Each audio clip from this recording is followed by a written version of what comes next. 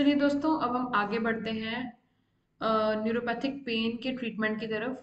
अभी तक हम सबको पता चल चुका है कि न्यूरोपैथिक पेन क्या होती है। वो न्यूरोपैथिक पेन्स वो पेन्स होती हैं जो आपके नर्व के अंदर होती हैं, जिसके अंदर आपकी माइलिन शीथ खराब हो जाती है। अभी माइलिन शीथ क्यों खराब हुई?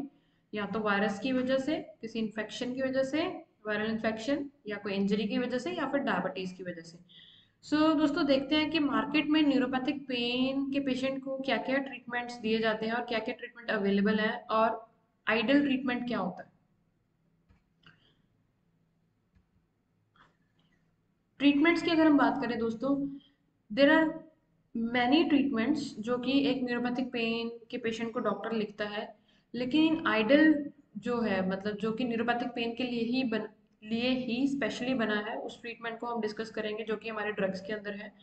सबसे पहले इन पेशेंट को दिए जाते हैं एंटी डिप्रेसेंट्स। एंटी डिप्रेसेंट्स से आपको दिमाग में आएगा क्या पेशेंट को डिप्रेशन हो गया? ऐसा नहीं है दोस्तों कि पेशेंट को डिप्रेशन हो गया। नॉर्मली क्या होता है, जिस जो न्यूरोपैथिक पेन है, हम सबको पता है कि वो क्रॉनिक पेन है। बाय दिस टाइम अब आपको पता लग गया कि ये एक पेन ऐसी पेन है जो क्रॉनिक है, जो कि लंबी चलती है। क्रॉनिक क्या होती है? जो पेन्स लंबी चलती है। इसीलिए जो पेशेंट है वो बेचारा काफी महीनों से परेशान है। तो वो पेशेंट को रात को नींद नहीं आती है। वो पेशेंट बेचारा हाय मर गया, सो नहीं पाता, कभी इधर करवट लेता है, कभी उधर करवट लेता है। कहीं ना कहीं बैक ऑफ द माइंड उसको पेन दिमाग में चल रही होती है, इसीलिए वो सो नहीं पाता। इसीलिए एंटी डिप्रेसेंट्स देते हैं ताकि जो बैक ऑफ द माइंड उसके थॉट्स चल रहे हैं वो ना चले और पेशेंट अच्छे से सो पाए। उसके बाद है एंटी कन्वल्सेंट। एंटी कन्वल्सेंट तो देखो, जो ड्रग है, कन्वर्जन मतलब दौरा, मिर्गी के दौरे को या दौरे को, फिट्स को हम कन्वर्जन बोलते हैं।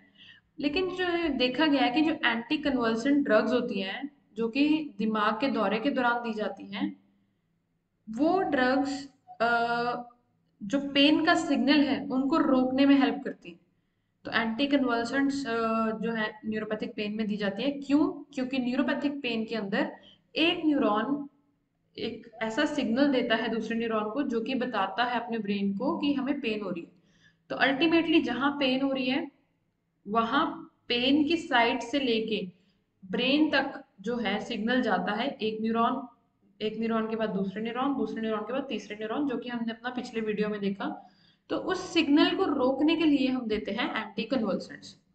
उसके बाद है नॉन ओपियाइड एनाल्जेसिक्स, जिनको हम नसेड्स भी बोलते हैं। इसके अंदर आपका एसिक्लोफेनाक, डिक्लोफेनाक, सारे ये वाले पेन किलर्स। उसके बाद हैं ओपियाइड एनाल्जेसिक्स, जैसे कि आपके मॉर्फिन डेरिवेटिव्स। तो मॉर्फिन डेरिवेटिव्स दिए जाते हैं इस पेन को कंट्रोल करने के लिए। और लोकल एनेस्थेटिक्स, सपोज कि हमारे लोअर बैक में है, उस एरिया में पर्टिकुलर, तो वहाँ पे लोकल एनेस्थीसिया देके सुन कर देते हैं, उस एरिया को नमनेस क्रिएट कर देते हैं ताकि पेशेंट को पेन ना हो। उसके बाद कुछ डाइटरी सप्लीमेंट्स, क्योंकि दोस्तों हमारी खुराक के अंदर जो हम डेली खाना खाते हैं उसके अंदर जो पोषण है, मिनरल्स हैं, विटामिन हैं, वो भरपूर मात्रा में नहीं होते। इसीलिए हमें डेफिशिएंसी की वजह से भी कई बार क्या होता है, हमारी माइलिन शीट खराब हो जाती है। तो इसीलिए डाइटरी सप्लीमेंट। लेकिन जो हमारा ब्रांड है, हमारे ब्रांड के अंदर हमने बेस्ट इंग्रेडिएंट्स डाले हैं, जो कि एक ऐसा इंग्रेडिएंट है जो कि एंटी डिप्रेसेंट है, एक ऐसा इंग्रेडिएंट है जो कि एंटी कन्वल्सेंट है, और एक ऐसा इंग्रेडिएंट है जो कि डाइटरी सप्लीमेंट है। तो अभी देखते हैं आगे चल के कि हमारे इंग्रेडिएंट्स क्या हैं। सबसे पहला हमारा brand name, Nervolize M N. Nervolize M N. तो नर्वोलाइज एम एन का मेन इंग्रेडिएंट है प्रीगाबलिन।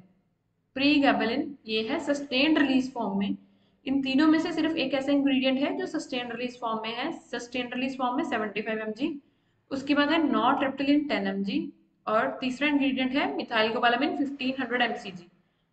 Methyl cobalamin 1500 mcg। अब जो मिथाइल कोबालामिन है दोस्तों, ये है एक डाइटरी सप्लीमेंट। मिथाइल कोबालामिन को विटामिन B12 भी बोला जाता है, इसीलिए ये है माइक्रोग्राम्स में। जितने भी विटामिन हम खाते हैं नॉर्मली, वो हम माइक्रोग्राम्स में लेते हैं। उनकी हमें मात्रा कम चाहिए होती है, कम मात्रा में हमारी बॉडी में चाहिए। जो मिथाइल कोबालामिन है दोस्तों, विटामिन B12, इसका डेली इनटेक होता है 1500 माइक्रोग्राम्स। लेकिन जो हम खाना खाते हैं उसके अंदर बहुत कम मात्रा में ये पाया जाता है, इसीलिए हमें एक्स्ट्रा सप्लीमेंट देना पड़ता है। अब इसका काम क्या होता है वो मैं आपको आगे बताऊंगी। सो ये daily maximum dose of vitamin B12 है जो कि आप सेफली ले सकते हो। उसके बाद अगर हम बात करें नॉरट्रिप्टिलिन की, नॉरट्रिप्टिलिन एक एंटी डिप्रेसेंट है। अब देखो पेशेंट को डिप्रेशन नहीं है, ध्यान से सुनिएगा, एंटी डिप्रेसेंट तो हम दे रहे हैं लेकिन पेशेंट को डिप्रेशन नहीं है। हम पेशेंट को डिप्रेशन के लिए ट्रीट नहीं कर रहे, हम सिर्फ पेशेंट का मूड अच्छा कर रहे हैं, पेशेंट ताकि पेशेंट आराम से सो पाए और वो खुश रहे, अच्छा फील करे। जो कि पेशेंट बेचारा हाय मैं मर गया ऐसे वाला फीलिंग लेके बैठा हुआ है न्यूरोपैथिक पेन के अंदर, उस पेशेंट को हम अच्छा फील करवाना चाहते हैं, इसीलिए उसको हम दे रहे हैं एंटी डिप्रेसेंट। ये एंटी डिप्रेसेंट्स काम कैसे करते हैं वो मैं आपको आगे जाके बताऊंगी। और ये सिर्फ हम दे रहे हैं 10 mg। नॉर्मली जो एंटी डिप्रेसेंट्स है that could be given up to 30 mg 40 mg, लेकिन हमने यहाँ पे सिर्फ 10 mg नॉरट्रिप्टिलिन दिया है। और उसके बाद आता है हमारा main ingredient, the role model. तो मेन इंग्रेडिएंट हमारा इस नर्वोलाइज एमएन का है प्रीगाबलिन। प्रीगाबलिन एक एंटी कन्वल्सन ड्रग है। अब एंटी कन्वल्सन मतलब जो कि दौरे में दी जाती है मेनली। जब प्रीगैबलिन का रिसर्च हुआ था उस टाइम देखा इस मॉलिक्यूल को जब ढूंढा गया तो इसको as a anti convulsion molecule ढूंढा गया। लेकिन by passing of the years और जैसे जैसे रिसर्च में एडवांसमेंट हुई तब ये पता लगा कि प्रीगैबलिन एक न्यूरोपैथिक पेन के सिग्नल को रोकने में बहुत ज्यादा कामयाब है। पेन के सिग्नल को रोकने में भी बहुत अच्छा यूजफुल ड्रग है, इसलिए इसको न्यूरोपैथिक पेन में डाला गया। नो डाउट इसको दौरों में भी दिया जाता है, ये एपिलिप्सी में भी दिया जाता है, लेकिन यहाँ पे हम इसको दे रहे हैं नर्वोलाइज एमएन में, इसको न्यूरोपैथिक पेन को ट्रीट करने के लिए। तो नर्वोलाइज एमएन का जो मेन इंग्रेडिएंट है वो है pregabalin, sustained release 75 mg। M से M stands for methylcobalamin, N stands for nortriptyline. तो एक बार दोबारा रिपीट कर रहे हैं इंग्रेडिएंट्स को। Nervolize MN contains pregabalin, sustained release 75 mg। Sustained release हमेशा हमने अपने डॉक्टर को बताना है, सस्टेन्ड रिलीज बहुत जरूरी है क्योंकि ये हमारा यूएसपी है। So pregabalin is in sustained release form 75 mg, nortriptyline 10 mg and methylcobalamin 1500 mcg। तो mg और mcg में फर्क हमें पता है कि माइक्रोग्राम्स छोटा होता है, मिलीग्राम्स बड़ा होता है। तो कम मात्रा में हम दे रहे हैं मिथाइल कोबालामिन। तो दोस्तों अभी हम देखते हैं कि इन जो इंग्रेडिएंट्स का रोल क्या क्या है। प्रीगैबलिन कैसे काम करता है, नॉरट्रिप्टिलिन कैसे काम करता है और मिथाइल कोबालामिन कैसे काम करता है। तो सबसे पहले अपने मेन हीरो की तरफ जो कि हमारा प्रीगैबलिन है। सो दोस्तों प्रीगैबलिन क्या करता है, मैंने आपको बताया कि जब भी कभी हमें न्यूरोपैथिक पेन होती है, ये एक न्यूरॉन है, ये दूसरा न्यूरॉन है और इनके बीच का सिनैप्स है। तो जब भी हमें न्यूरोपैथिक पेन होती है तो जहाँ जिस सेल में जिस न्यूरॉन के अंदर पेन होती है, सपोज आपके शोल्डर में पेन हो रही है तो कहीं ना कहीं पेन इग्नाइट तो जरूर होगी ना। अब ये पेन इग्नाइट कैसे होती है, जब मैंने आपको बोला किसी भी न्यूरॉन की माइलिन शीथ खराब हो जाए। कंसिडर करो कि ये एक न्यूरॉन है जिसका माइलिन शीथ खराब हो गया है। अब इसका माइलिन शीथ किसी भी कारण से खराब हो सकता है, डायबिटीज की वजह से भी, वायरस की वजह से भी, इंजरी की वजह से भी। सो आप इसको ऐसे लगा के चलो कि ये जो न्यूरॉन है इसका माइलिन शीथ खराब हो गया है। जब किसी न्यूरॉन का माइलिन शीथ खराब होता है दोस्तों, तो उसके पर्टिकुलरली कैल्शियम चैनल खुल जाते हैं। तब उसके एक चैनल्स खुल जाते हैं जिनको बोलते हैं कैल्शियम चैनल। अभी ये जितने भी चैनल्स होते हैं ना, कैल्शियम, सोडियम, पोटेशियम, ये सब न्यूरॉन की लेयर के ऊपर पड़े होते हैं। तो जैसे ही हमारे न्यूरॉन के कैल्शियम चैनल खुल जाते हैं तो ऑब्वियसली कैल्शियम अंदर आना शुरू हो जाएगा। और जैसे जैसे कैल्शियम अंदर आएगा, अब कैल्शियम के ऊपर होता है 2 पॉजिटिव चार्ज। कैल्शियम के ऊपर कितना चार्ज होता है? 2 पॉजिटिव चार्ज। तो हमारा न्यूरॉन जो पहले एक न्यूट्रल न्यूरॉन था, अब उसके अंदर कैल्शियम ने आना शुरू कर दिया। अब हर कैल्शियम के ऊपर 2 पॉजिटिव चार्ज है तो हमारा न्यूरॉन क्या होना शुरू हो गया? पॉजिटिव। अब ये न्यूरॉन क्या होना शुरू हो गया? पॉजिटिव। क्यों पॉजिटिव? क्योंकि कैल्शियम अंदर आ गया।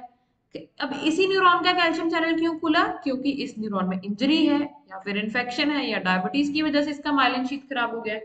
तो ये 3 मेजर कारण होते हैं, और भी कारण हो सकते हैं लेकिन जो मेजर ब्रॉड कारण है वो 3 ये हैं। अब जब ये न्यूरॉन डैमेज हो गया है, डैमेज बोले तो माइलिन शीथ खराब, जब इस न्यूरॉन का माइलिन शीथ खराब हो गया है अब इसका कैल्शियम चैनल खुलेगा। जब कैल्शियम चैनल खुलेगा तो कैल्शियम अंदर जाएगा। अब हर कैल्शियम के ऊपर है 2 पॉजिटिव चार्ज। अब 2 पॉजिटिव चार्ज करते करते ये कैल्शियम पूरा का सॉरी ये न्यूरॉन का जो है लेयर, जो न्यूरॉन है वो पर्टिकुलरली पूरा पॉजिटिव हो जाएगा। जब न्यूरॉन पॉजिटिव हो जाता है तो उसको बोला जाता है कि न्यूरॉन की डीपोलराइजेशन हो गई। डीपोलराइजेशन, तो जब न्यूरॉन डीपोलराइज होता है, यहाँ सिंपल भाषा में ये समझो, जब न्यूरॉन के अंदर पॉजिटिव चार्ज बढ़ जाता है तो वो पेन का न्यूरोट्रांसमीटर निकालता है सिनैप्स में। ठीक है जी। अब जब ये न्यूरोट्रांसमीटर जाएगा अगले न्यूरॉन के पास, तो अगला न्यूरॉन भी एक्टिवेट हो जाएगा। अगला न्यूरॉन फिर उस सिग्नल को तीसरे न्यूरॉन को देगा, चौथे न्यूरॉन को देगा। ऐसे करते करते हमारा पेन का सिग्नल पहुंच जाता है दिमाग के पास, और ब्रेन को पता लग जाता है कि भैया मुझे हो रही है पेन।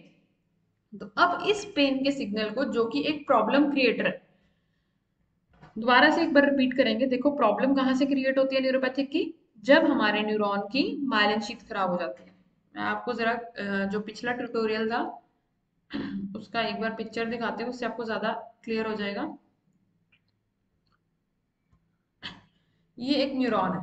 जब इस न्यूरॉन की माइलिन शीथ दोस्तों खराब हो जाती है, जब इस न्यूरॉन की माइलिन शीथ खराब हो जाएगी, जब इस न्यूरॉन की माइलिन शीथ खराब हो जाएगी तो क्या होगा, इसके यहाँ एंड पे एक्सन टर्मिनल पे कैल्शियम चैनल है, वो कैल्शियम चैनल ओपन हो जाएंगे। जब कैल्शियम चैनल ओपन हो जाएंगे, अब इसके कैल्शियम चैनल तभी ओपन होंगे जब इसका माइलिन शीथ खराब होगा।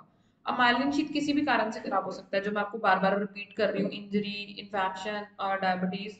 तो जब इसके कैल्शियम चैनल खुल जाएंगे तो सारा पॉजिटिव चार्ज अंदर चला जाएगा और न्यूरॉन पॉजिटिव हो जाएगा।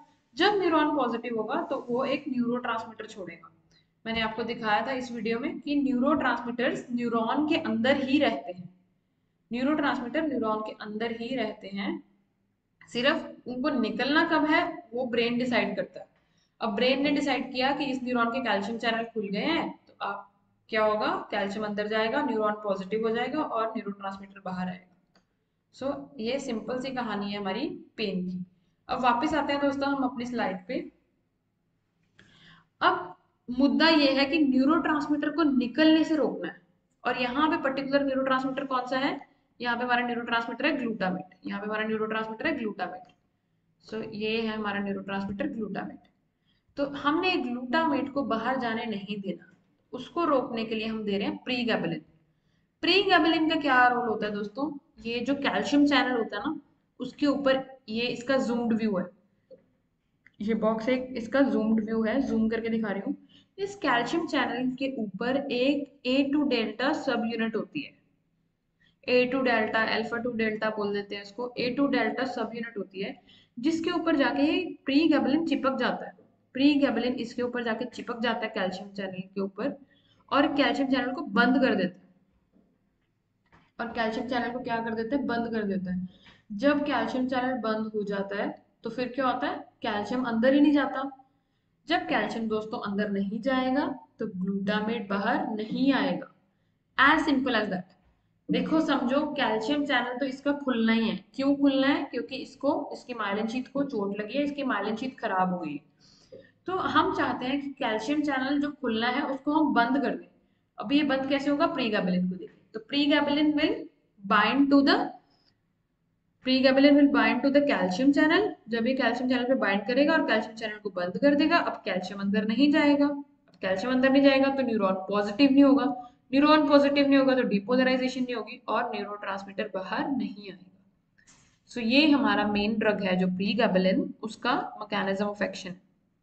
होप ये बहुत सिंपल तरीके से मैंने आपको एक्सप्लेन किया है और आपको समझ आ गया हो। अब उसके बाद बढ़ते हैं दोस्तों नॉरट्रेपिलिन की तरफ। दोस्तों जैसे कि ये सिनैप्स, आपको पता ही है कि एक न्यूरॉन और दूसरे न्यूरॉन के बीच में गैप होता है सिनैप्स।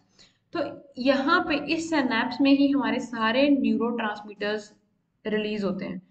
तो हमारे हमारे अंदर ऐसे दो न्यूरोट्रांसमीटर्स होते हैं, नॉर एड्रेनलिन और सीरोटोनिन। नॉर एड्रेनलिन और सीरोटोनिन हमारे ऐसे न्यूरोट्रांसमीटर हैं कि जो, जब ये आते हैं सिनैप्स में और अपना एक्शन दिखाते हैं, इनका एक्शन क्या होता है, हमारे मूड को खुश करना।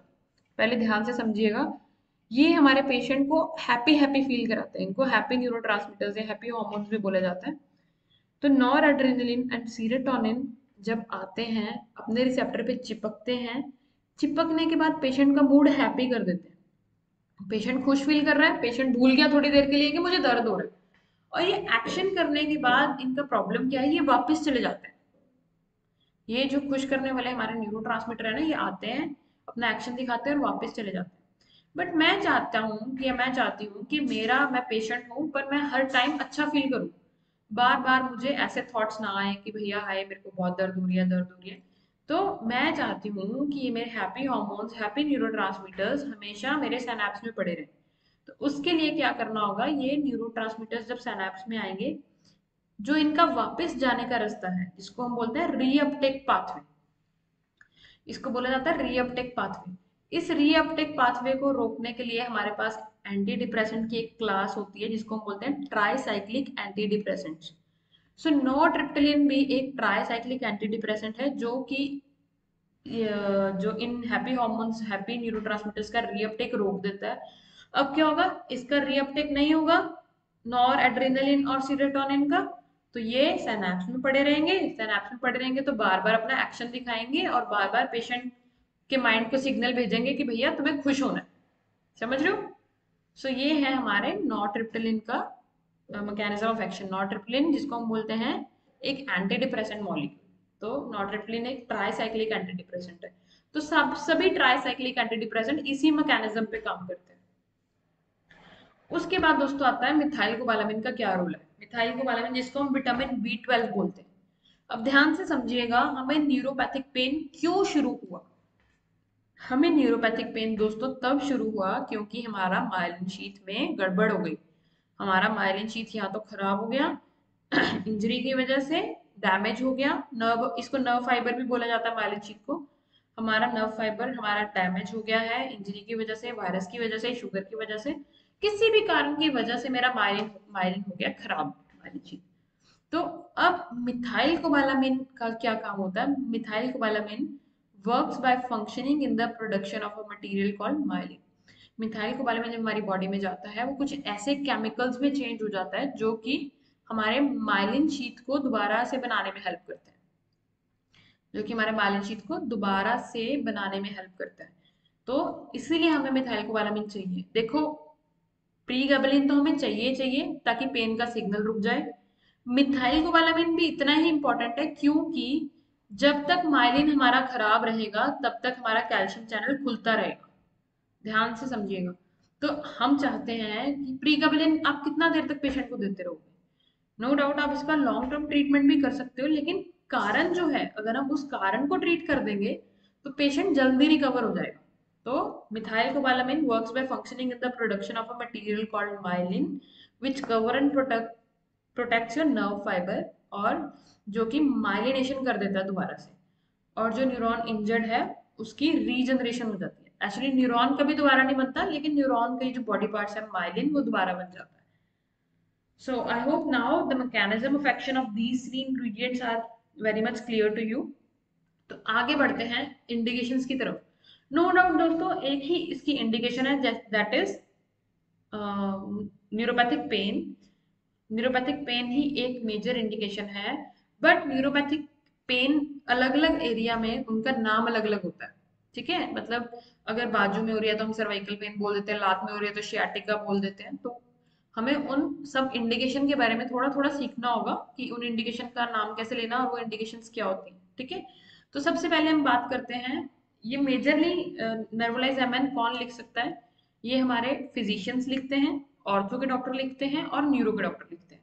तो ये तीन मेजर हमारी हमारी स्पेशलिटीज हैं। साइकेट्रिस्ट भी लिखते हैं, लेकिन मेजर हमारा स्पेशलिटी रहेगा ऑर्थो, फिजिशियन एंड न्यूरो, जो कि आपकी एमसीएल में आपको इजीली मिल जाएंगे डॉक्टर्स। सबसे पहले बात करते हैं फिजिशियन की इंडिकेशंस की। फिजिशियन की इंडिकेशंस क्या क्या है, देखो जो हमने लास्ट वीडियो में डिस्कस किया, पेरिफेरल डायबिटिक न्यूरोपैथी। डायबिटीज में न्यूरोपैथिक पेन होना ही होना है, क्योंकि डायबिटीज की वजह से माइलिन शीथ खराब होना ही होना है।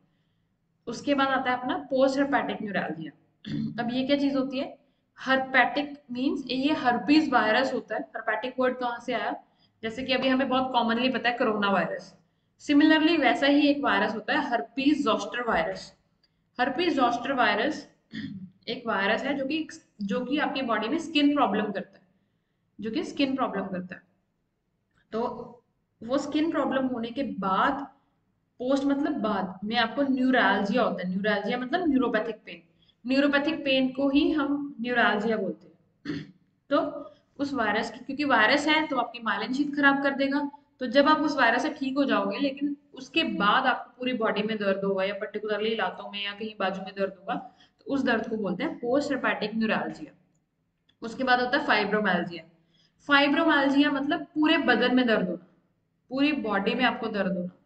तो फाइब्रोमैल्जिया कहीं पे भी हो सकता है, आपके पूरी लोअर लेग्स दर्द हो रही है या अपर बॉडी दर्द हो रही है। मोस्ट कॉमन एग्जांपल अभी मैं आपको बताती हूँ, कोरोना वायरस के बाद जिस जिसको कोविड हुआ, तो वो उस पेशेंट ने एक्सपीरियंस किया कि कोविड तो ठीक हो गया है, कोविड के बाद लेकिन मुझे पूरे बदन में दर्द हो रहा है, कमजोरी फील हो रही है, पेन हो रही है, और वो ऐसी पेन है कि पूरे बदन में हो रही है। उसको बोलते हैं फाइब्रोमैल्जिया। ठीक है, अभी एक एक करके इस इंडिकेशन के ऊपर हम वर्कआउट करते हैं और समझते हैं। पेरिफेरल डायबिटिक न्यूरोपैथी क्या होती है दोस्तों? देखिए, ये एक नॉर्मल हमारी नर्व है, ये हमारे न्यूरॉन की बाहर की एरिया है जिसके ऊपर ब्लड वेसल्स जाती है। तो अब जब डायबिटीज से पेशेंट इफेक्ट हो जाता है तो क्या होता है, उसकी blood vessels properly blood supply नहीं करती नर्व फाइबर को, जिसकी वजह से ये नर्व फाइबर टूटना शुरू हो जाता है। अल्टीमेटली ये नर्व फाइबर ऐसे खराब हो जाता है। अब इसके अंदर एक्सेंट तो ठीक है, लेकिन इसका बाहर का एरिया खराब हो गया, जिसकी वजह से डायबिटीज के पेशेंट को क्या होता है, बहुत कॉमन कंप्लेंट होते हैं, मेरे हाथ पैर सूखे रहते हैं। हाथ पैर सोना मतलब नंबनेस। उन पेशेंट को नंबनेस होती है, नंबनेस होती है, या उनको ऐसा लगता है उनकी लेग्स में पेन हो रही है। बहुत फ्रीक्वेंट उनको लेग पेन होती है, वो ज्यादा देर चल नहीं पाते। उनको ऐसा लगता है कि पैरों के नीचे से बर्निंग सेंसेशन, जैसे कि आग लग रही है पैरों के नीचे। तो वैसे ये होता है डायबिटीज की वजह से। जो ये ऐसी न्यूरोपैथिक पेन है जो डायबिटीज से एसोसिएटेड है। तो फिजिशियन के पास आपको ऐसे केसेस बड़े आराम से मिल जाएंगे। उसके बाद हम बात करते हैं अपनी अगली फिजिशियन की इंडिकेशन की, जो कि है पोस्ट हेपेटिक न्यूरैल्जिया। दोस्तों, ये जैसे मैंने यहाँ पे आपको दिख रहा है, पेशेंट की स्किन के ऊपर दाने दाने जैसे हो रहे हैं, तो इसको बोलना ऐसा लगता है छाले छाले जैसे हो गए, श्रिंगल बोलते हैं, श्रिंगल रैशेस इनको बोला जाता है। तो ये जब हमारी बॉडी पे होते हैं ना, तो ये हमारे नर्व्स के कंटैक्ट में आता है ये वायरस। जब ये हमारे बॉडी की नर्व्स के कंटैक्ट में आता है, तो ये हमारी माइलिन शीथ खराब करना शुरू कर देता है। जब माइलिन शीथ खराब होगी तो पेशेंट को न्यूरोपैथिक पेन होगी। तो इसलिए इस पेन को बोला जाता है पोस्ट हर्पेटिक न्यूरैल्जिया। क्या बोला जाता है? Post herpetic neuralgia. उसके बाद फाइब्रोमैल्जिया। फाइब्रोमैल्जिया मैंने आपको बताया, आपको पूरी बॉडी में कहीं पे भी आपको दर्द होना शुरू हो जाता है, तो फिर मतलब फॉर नो रीजन, जैसे आपको कोई वायरल इन्फेक्शन हुआ, सपोज हमें पता नहीं कि हम किसी वायरस के एक्सपोजर में आए, लेकिन उस वायरस ने मेरी पूरी बॉडी में माइलिन शीथ को डैमेज करना शुरू कर दिया, तो आपके बदन में दर्द रहेगा। तो इस पूरे बदन में दर्द रहेगा तो उसको बोलेंगे फाइब्रोमैल्जिया। सो ये तीन मेजर इंडिकेशंस थी दोस्तों हमारी फिजिशियन की: peripheral diabetic neuropathy, post hepatic neuralgia and fibromyalgia. Peripheral diabetic neuropathy is very common in legs, जिसमें पेशेंट लेग्स की कंप्लेंट करता है, पर कहीं पे पूरे बॉडी में कहीं पे भी हो सकती है, आपकी आर्म में भी दर्द हो सकती है। सो अब हम बात करते हैं न्यूरो की इंडिकेशन की। देखो दोस्तों, न्यूरो में फाइब्रोमैल्जिया तो आएगा ही, पूरी बॉडी की नर्व्स में दर्द हो रही है। ट्राइजेमिनल न्यूरैल्जिया क्या होता है? ट्राइजेमिनल नर्व्स किन्हें बोला जाता है? फेस की नर्व्स को। जब इन फेस की नर्व्स के अंदर दर्द होती है तो उसको बोलते हैं ट्राइजेमिनल न्यूरैल्जिया। उसके बाद स्पाइनल कॉर्ड इंजरी, गिर गए, फॉल हो गया, सीढ़ियों से गिर गए, छत से गिर गए, कहीं से गिर गए, चोट लग गई, उसकी वजह से दर्द होना शुरू हो गया नर्व्स में, तो स्पाइनल कॉर्ड इंजरी की वजह से। ट्रोमैटिक ब्रेन इंजरी की वजह से दर्द होना, रोड साइड एक्सीडेंट हो गया, ब्रेन इंजरी हो गई, और ब्रेन ने अपनी नर्व्स को सिग्नल देना शुरू कर दिया पेन का, और कुछ नर्व जो ब्रेन से अटैच थी वो डैमेज हो गई। सो उसको हम बोलते हैं ट्रोमैटिक ब्रेन इंजरी। तो इसके अंदर देखो, स्पाइनल कॉर्ड इंजरी किसी को भी हो सकती है जो कि स्पाइनल कॉर्ड से अटैच कभी भी हो सकती है, हमें रोड साइड एक्सीडेंट की वजह से जो नर्व हमारे स्पाइनल कॉर्ड से अटैच होती है उनके अंदर प्रॉब्लम आ जाए तो वो न्यूरोपैथिक पेन स्टार्ट हो जाती है। ब्रेन से जो नर्व्स अटैच होती हैं, हमें ब्रेन इंजरी हो गई और उसके बाद उन नर्व्स के अंदर पेन शुरू हो गया। तो दीज आर द टू जो कि हम सबको पता है कि ट्रेजेडिकली किसी के साथ भी हो सकती है इंजरी। अगर ट्राइजेमिनल नर्व्स की बात करें, ट्राइजेमिनल नर्व्स किन्हें बोला जाता है? जो आपके फेस पे, ट्राइजेमिनल मतलब फेशियल नर्व्स, ये ऐसा लगा के चलो, ट्राइजेमिनल नर्व्स मतलब फेशियल नर्व्स। तो जब कभी इन नर्व्स के अंदर दर्द होती है, कई बार क्या होता है, आपका यहाँ माथे से सिर दर्द होता रहता है, तो डॉक्टर बोलता है आपको माइग्रेन हो गया है। अब वो माइग्रेन नहीं होता, कई बार आप ज्यादा जैसे रात को टीवी देख रहे हो, जिसकी वजह से, या आप ओवर ज़्यादा स्क्रीन टाइम दे रहे हो, स्क्रीन टाइम आपका बहुत ज़्यादा घंटे है, तो उसकी वजह से जो ये नर्व्स हैं इनके ऊपर स्ट्रेस पड़ता है और इनका माइलिन शीथ खराब होना शुरू हो जाता है। तो यहाँ पे भी मैक्सिलरी एरिया में न्यूरोपैथिक पेन होता है और नीचे मैंडिबुलर एरिया में न्यूरोपैथिक पेन हो सकता है। So these are the three types of trigeminal nerves, इनका ओरिजिन होता है यहाँ पे। सो इन ये पर्टिकुलरली न्यूरो के डॉक्टर की कंडीशन है, ये एक नॉर्मल फिजिशियन जज नहीं कर पाता, तो न्यूरो के डॉक्टर की इस कंडीशन है। तो आगे बढ़ते हैं हम ऑर्थो की तरफ। ऑर्थो के पास क्या क्या इंडिकेशन है? जब भी कभी हमारे लात बाजू दर्द होता है तो हम कहाँ भागते हैं? ऑर्थो के डॉक्टर के पास। हमें मोस्ट प्रोबेबली ये लगता है कि हमारी हड्डी में कोई प्रॉब्लम हो गई। दोस्तों होती है न्यूरो की ही प्रॉब्लम है, लेकिन पेशेंट जज नहीं कर पाता। शियाटिका, शियाटिका मैंने आपको दिखाया था। शियाटिक नर्व कौन सी नर्व होती है? जो आपके लोअर बैक से निकलती है। यहाँ मैं आपको दोबारा दिखा देती हूँ। शियाटिक नर्व वो एक मोटी सी नस होती है जो आपके लोअर बैक से निकलती है और आपकी लात की तरफ जाती है। एक एक सिंगल नस होती है, बहुत मोटी होती है। I'm sorry. So moving back to the ortho indication, तो sciatica is the very common. उसके बाद स्पॉन्डिलोसिस होता है। स्पॉन्डिलोसिस मतलब इन्फ्लेमेशन हो जाना हमारी रीढ़ की हड्डी में। लोअर बैक पेन बहुत कॉमन है फीमेल्स को। रेडिकुलोपैथी भी इन्फ्लेमेशन हो जाती है पर्टिकुलरली एरिया में, स्पाइनल कॉर्ड में। कार्पल टनल सिंड्रोम हमारे हाथ में होते हैं प्रॉब्लम, जब न्यूरोपैथिक पेन हमारे हाथ में होती है। तो एक बार इनके पिक्चर्स देख लेते हैं फॉर बेटर क्लैरिफिकेशन। तो sciatica, sciatica is the indication जिसके अंदर शियाटिक नर्व जो है उसकी इंजरी हो जाती है। सो शियाटिक नर्व की जो माइलिन शीथ है वो खराब हो जाती है, और ये इतनी एक्सक्रूशिएटिंग पेन होती है दोस्तों, ये बहुत पेनफुल होती है। पेशेंट चल नहीं पाता, उसको ऐसा लगता है एक लंबी तार खिंच रही है पेन की, बट वो तार नहीं होती, वो होती है शियाटिक नर्व। पूरा का पूरा पैर तक ये दर्द जाता है। तो that is called sciatica. Nerve is sciatic nerve जिसके अंदर न्यूरोपैथिक पेन हो रही है, और पेन इज कॉल्ड शियाटिका। उसके बाद हम ऑर्थो की बात करते हैं, जिसके अंदर हमारी अगली इंडिकेशन है रेडिकुलोपैथी। अब ये क्या होता है कि यहाँ पे जो पर्टिकुलर नर्व्स, ये नर्व्स निकल रही हैं हमारी। मैंने आपको बोला पेरिफेरल नर्व्स कहाँ से निकलती है? स्पाइनल कॉर्ड से। तो ये स्पाइनल कॉर्ड का एक पर्टिकुलर वर्टिब्रे है जो नस स्पाइनल कॉर्ड से अटैच होती है। ये देखो, ये एक हमारा स्पाइनल कॉर्ड है, उससे हमारा ये जो नर्व्स अटैच हैं।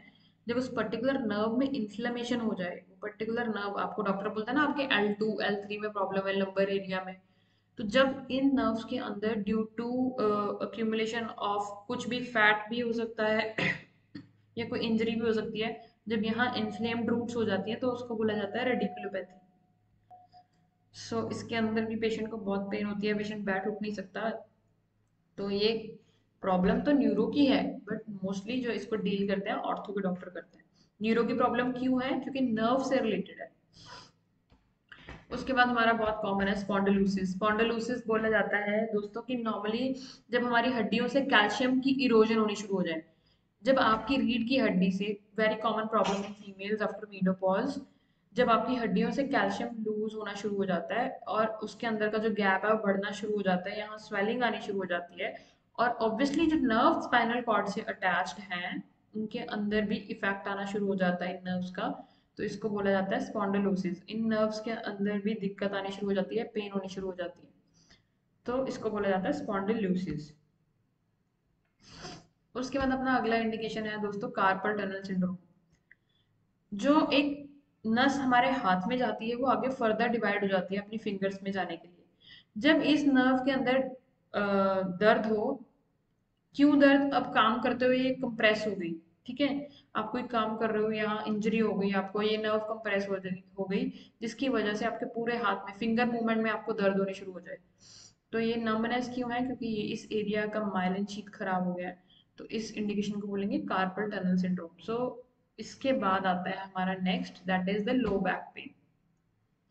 लो बैक पेन किसी को भी हो सकता है, it could be occupational also, कि आपका ऐसा है कि आप सारा दिन ड्राइव करते हैं, बाइक पे ड्राइव कर रहे हो, या आपकी कोई सिटिंग जॉब है जिसकी वजह से ये नर्व्स को अच्छे से फ्लेक्सिबिलिटी नहीं मिलती, एक ही पोजीशन में ये नर्व्स काफी लंबे समय तक रहती हैं, तो उसकी वजह से भी न्यूरोपैथिक पेन हो सकता है जिसके कारण हमें लो बैक पेन हो। तो ये सारी जो इंडिकेशन दोस्तों हम पढ़ रहे हैं, be it your fibromyalgia, post hepatic neuralgia, diabetes की वजह से न्यूरोपैथी, लो बैक पेन, तो इन ये सब है क्या, ये सब है न्यूरोपैथिक पेन। तो इनका ट्रीटमेंट क्या रहेगा, इनका ट्रीटमेंट रहेगा pregabalin sustained release, nortriptyline and methylcobalamin tablets.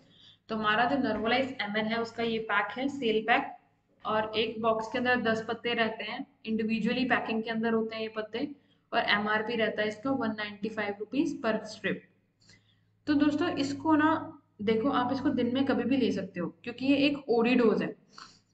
तो हमारा यूएसपी क्या है, ओडी डोज। क्यों हमने ओडी लेना है दोस्तों, क्योंकि जो प्री गैबलिन है वो हम सस्टेन्ड रिलीज फॉर्म में दे रहे हैं, जो कि आपको डे एंड नाइट कवरेज देता है। दूसरा इसके अंदर है मिथाइल कोबालामिन। तो मिथाइल कोबालामिन मैंने आपको बोला कि डेली एक जो डोज होती है किसी विटामिन की, जो कि मिथाइल कोबालामिन एक विटामिन बी 12 है, तो डेली आपका डोज क्या रहेगा, आपका डेली डोज रहेगा 1500 mcg मिथाइल कोबालामिन का।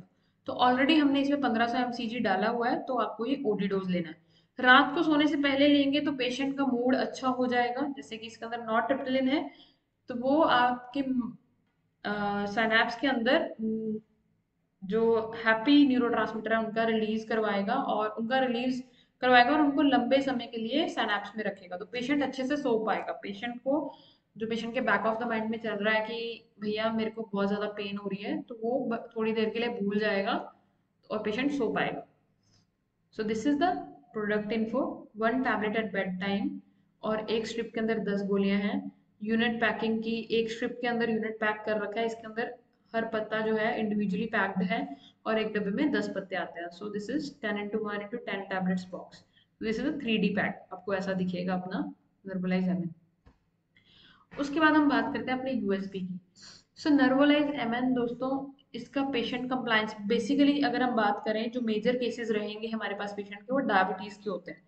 ये डायबिटीज एक लाइफस्टाइल डिसऑर्डर है और वो बहुत कॉमन हो गया है, बहुत कॉमन है, हमें हर रूरल एरिया अर्बन एरिया में डायबिटीज मिलता है। तो ऑलरेडी जो डायबिटिक पेशेंट होता है ना, वो बहुत सारी गोलियां खा रहा होता है, बहुत सारी गोलियां मतलब कि वो शुगर की गोली खा रहा है, एक मेटफॉर्मिन ले रहा है, साथ में डॉक्टर ने बोला कि शाम को ग्लिमिप्राइड भी खा लियो, फिर बीपी भी की भी चल रही होती है, टालमा खा रहा है या फिर कोई और अम्लोडेपिन ले रहा है। तो वो ऑलरेडी बहुत सारी दवाइयां खा रहा है, ऊपर से कोई गैस की गोली भी डॉक्टर उसको दे देता है। तो पेशेंट बोलता है इतनी सारी गोलियां खानी है तो मुझे अब न्यूरोपैथिक पेन होगी तो मुझे और गोली खानी पड़ेगी। So for better patient compliance हमने इसका साइज बनाया है बहुत छोटा। अगर आप कॉम्पिटिटर का कभी पैक उठा के देखोगे तो अपनी गोली सबसे छोटी है, जो कि हमारा यूएसपी है। दूसरा यूएसपी है कि ओडी डोज लेना है, पूरे दिन में एक ही बार लेना है। और एक और यूएसपी है इसका, जो कि pregabalin sustained release form में, प्री गैबलिन हमारा सस्टेन्ड रिलीज फॉर्म में। So this was all about Nervolize MN. अगर हम इसका देख लें पेज, ये हमारा फिजिशियंस का पेज है दोस्तों। सो फिजिशियन के पेज की डिटेलिंग आप कैसे करेंगे, doctor in neuropathic pain prescribe नेबुलाइजेमेंट tablets, pregabalin sustained release 75 mg, methylcobalamin 1500 mcg and nortriptyline 10 mg. Doctor, a fixed dose combination of pregabalin sustained release significantly reduces neuropathic pain at lower dose. Pregabalin is a very effective agent for treating neuropathic pain with good safety profile. So, doctor prescribed Nervolize MN in diabetic neuropathy, post-herpetic neuralgia, fibromyalgia. Nervolize MN has some unique features. It is a small size tablet and can be given once daily. अब यहाँ देखो, इस picture से आपको क्या पता लग रहा है कि पेशेंट को पैरों में बर्निंग सेंसेशन हो रही है, जलन फील हो रही है। ठीक है। उसके बाद ये हमारा ऑर्थो का पेज है जिसमें हमने ऑर्थो इंडिकेशन डाला है। ये फोटो मैंने डाला है शियाटिका का, sciatica, spondylosis, low back, radiculopathy, carpal tunnel syndrome. उसके बाद आता है हमारा न्यूरो का पेज। सो आई होप दोस्तों कि आप लोगों को ये मेरा ट्यूटोरियल अच्छा लगा होगा। तो आपको इसके अंदर सारा डिटेल्ड इन्फॉर्मेशन मिला है। दोस्तों इस वीडियो में आपको काफ़ी यूजफुल कंटेंट मिला होगा अपने नर्वलाइज एमएन का।